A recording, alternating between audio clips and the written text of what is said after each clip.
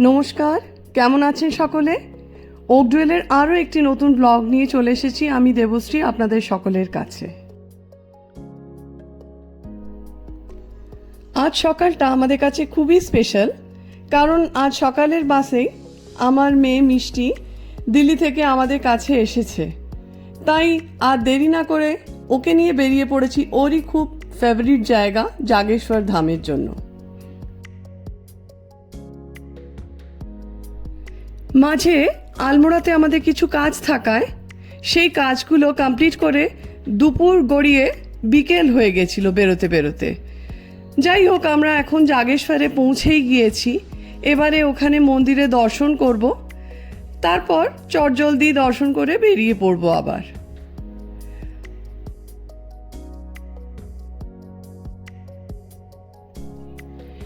জাগেশ্বরের উচ্চতাটা এতটাই সুন্দর, এখানে এলে না আমরা প্রত্যেকবারই আলাদা জগতে হারিয়ে যাই। আর মিষ্টি মুক্তেশ্বরে এলে ও ঠিক একবার না একবার জাগেশ্বরে এসে ঠিক দর্শন করে যাবে। এবারে এসে তো আবার নতুন চমক, ওমা মন্দিরে এসে দেখি আনাচে কানাচে বরফ ছড়িয়ে পড়ে আছে।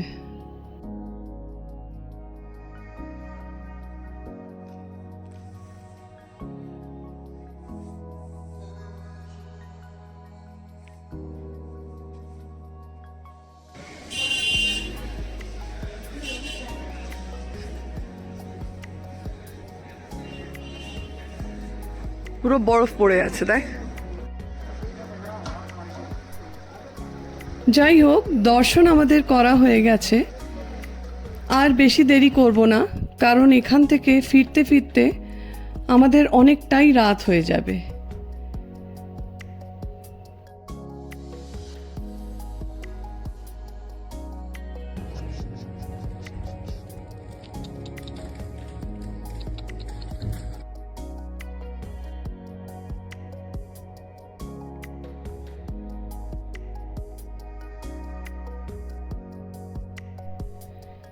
পাহাড়ের বুকে এই যে ছোট ছোট আলোগুলো দেখা যায় না, টিমটিম করে জ্বলতে থাকে, আমার ছোটবেলা থেকেই কেন জানি না ভীষণ ভালো লাগে।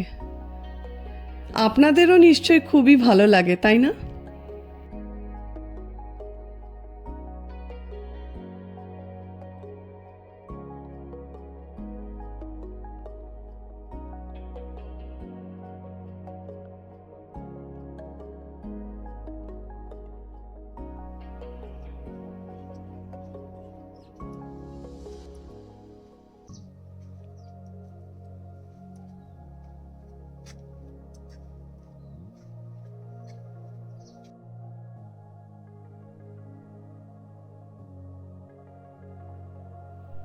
Good morning.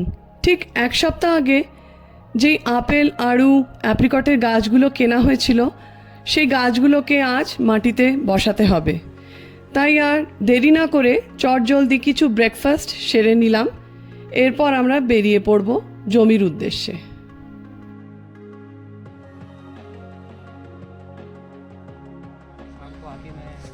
आया था, आ गया वापस।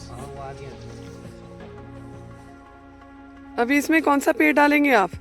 एक पे पेड़ डालूंगा। अच्छा, एक पेड़, दो पेड़।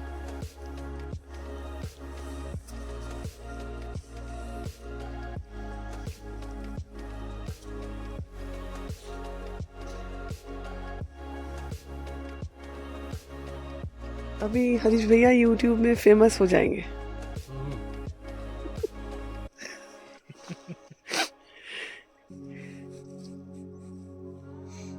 लोग बात कहेंगे कि कौन है ये हीरो। इसी बुलाओ।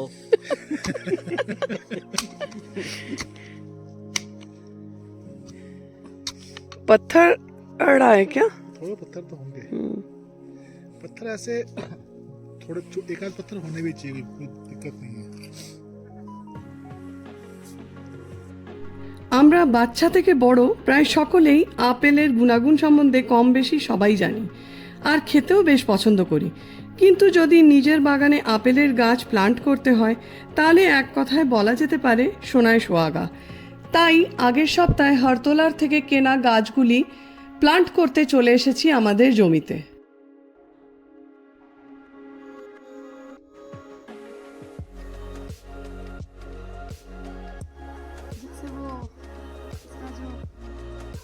ना जड़ है ना 4-5 पैरों की तरफ फैला दिया है हाँ लगभग है ना? जाएंगे हाँ फिर अटक जाएगा ना। पेड़ को चारों तरफ से फैलना होता है ना, हाँ जड़ भी जितना फैलेगा वैसे ऊपर भी ऐसे फैलेगा।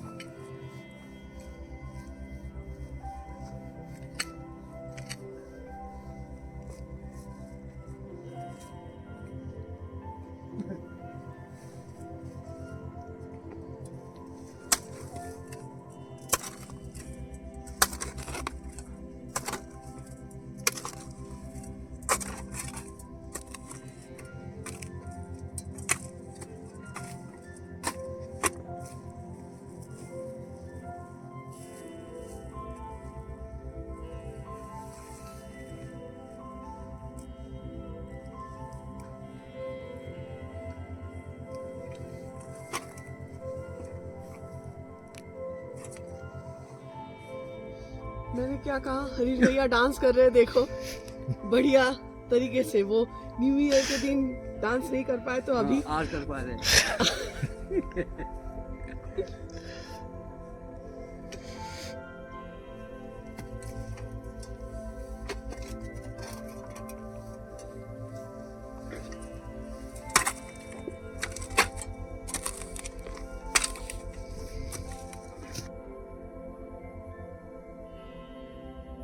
এই গাছগুলি বসানোর জন্য প্রথমেই যেটা করা হয়েছিল তা হলো 4-5 দিন আগে গাছগুলি যেখানে বসানো হবে সেই জায়গায় প্রায় 4 ফুট করে গর্ত করে রেখে দেওয়া হয়েছিল। কারণ মাটির ভিতরে কিছু ব্যাকটেরিয়া বা পোকামাকড় থাকে যা গাছের জড়গুলির ক্ষতি করতে পারে, সেই জন্য যাতে সেগুলো সূর্যের আলোতে নষ্ট হয়ে যায় সেই জন্য গর্তগুলি খুঁড়ে রেখে দেওয়া হয়। তারপর আমরা 1 বছরের পুরনো গোবর সার আর পাতা পচা সারের মাল্চ খাদ হিসেবে মাটির সঙ্গে প্রথমে মিক্স করে দিয়েছি। তারপর গাছের জড়গুলিকে খুব সাবধানে ছড়িয়ে দিয়ে তার উপর আস্তে আস্তে মাটি চাপা দিয়ে তার উপর থেকে আবার খাদ দিয়ে দিয়েছি।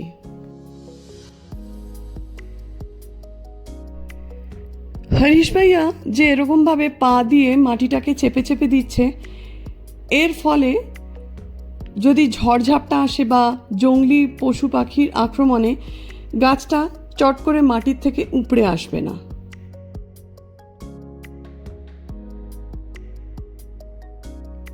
প্রথম 5 বছর নভেম্বর মাসে আড়ু, আপেল, আখরোট, আলু বুখারা, নাশপাতি ইত্যাদি গাছে খাদ দিতে হয়। তারপরে 1-1 বছরের ব্যবধানেও খাদ দেওয়া যায়।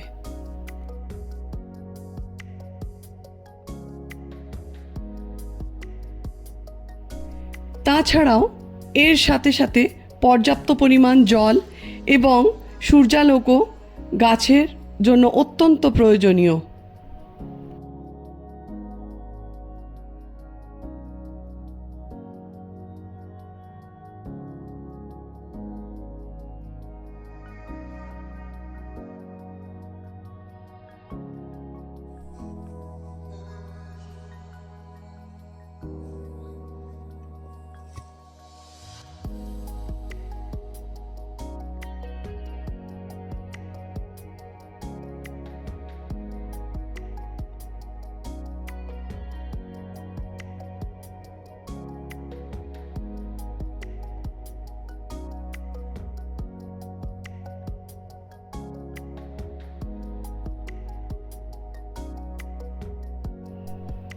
আখরোটের গাছগুলি যেহেতু খুব বড় হয় সেহেতু এই আখরোটের গাছটিকে আমরা একদম রাস্তার ধারেতেই লাগালাম।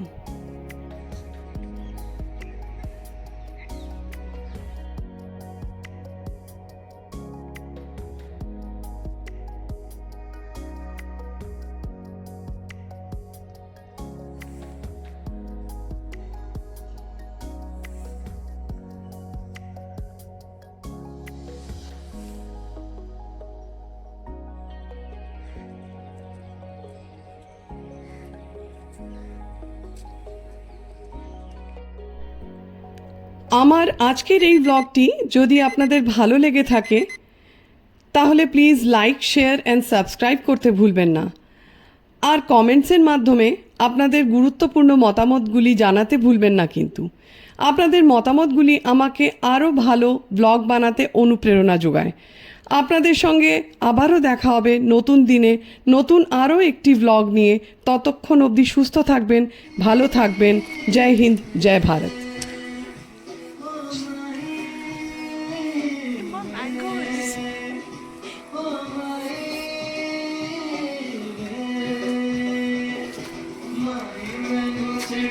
Oh